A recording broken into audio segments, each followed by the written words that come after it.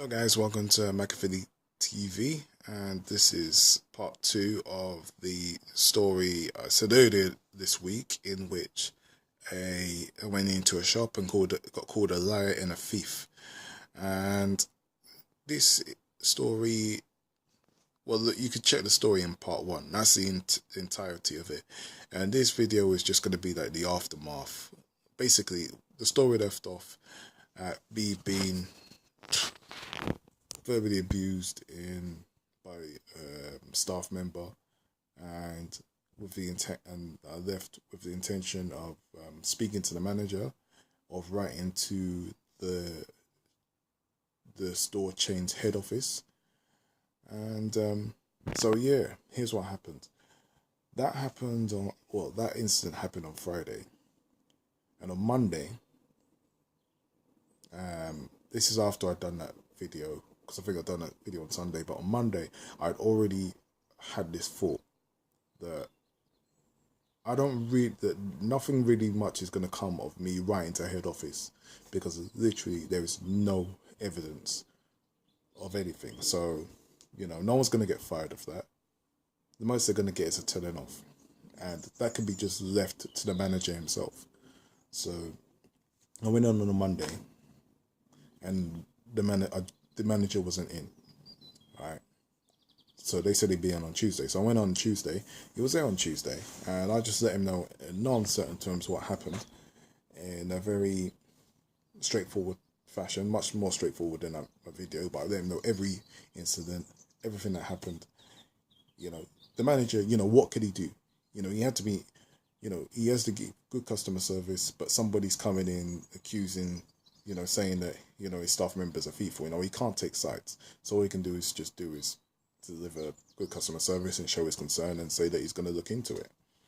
He did give me free lunch. That's something. That's good customer service in itself. So this doesn't reflect on the staff member who actually called me a thief at all. But and I did tell the manager I was going to send the email to head office, but here's why I've decided not to do that. Yes, I've decided not to send that email. That email, with me knowing it's going to do nothing, all I'm trying to do is just try to antagonize another person, or try to make another person suffer for the sake of suffering. This is something that over the years, or throughout my whole life, I've tried to avoid. I've grown up to realize that it's a very, very, very rare and unique attitude to not want people to suffer, in beyond what they need to be done, what need to be suffered. What am I mean by that? Because I got my words mixed up. I want fairness, and if somebody is punished in the name of what is fair, then that's fine, But the punishment is, for me, it'll be more for the sake of rehabilitation rather than retribution, or to bring order rather than retribution. I don't feel that people should be punished to fulfill someone's line of vengeance. And I felt that's exactly what I was going for when I was going to do that email. It would have been different, yeah, and I had done that email knowing,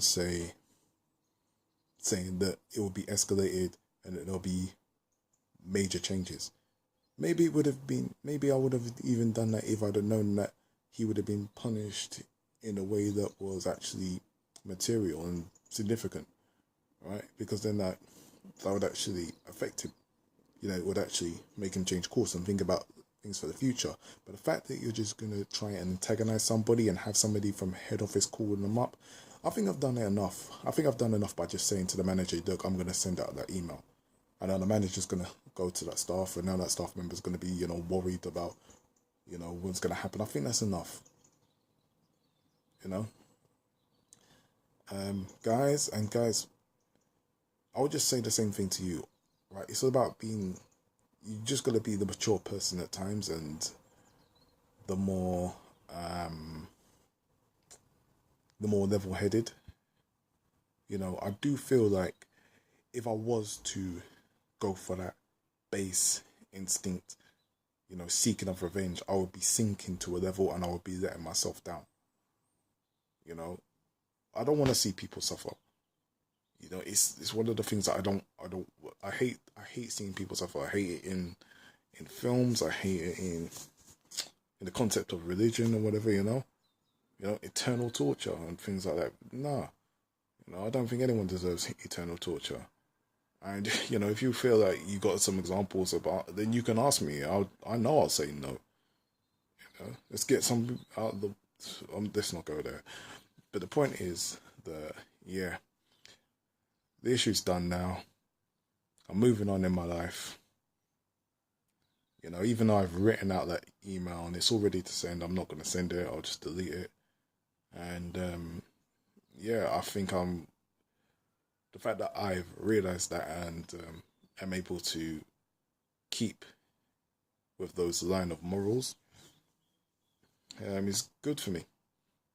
And it's a continuation of this continuous growth in self growth. But yeah, that's enough. Thank you very much for watching. That's the conclusion of that story, and let's never speak of that again.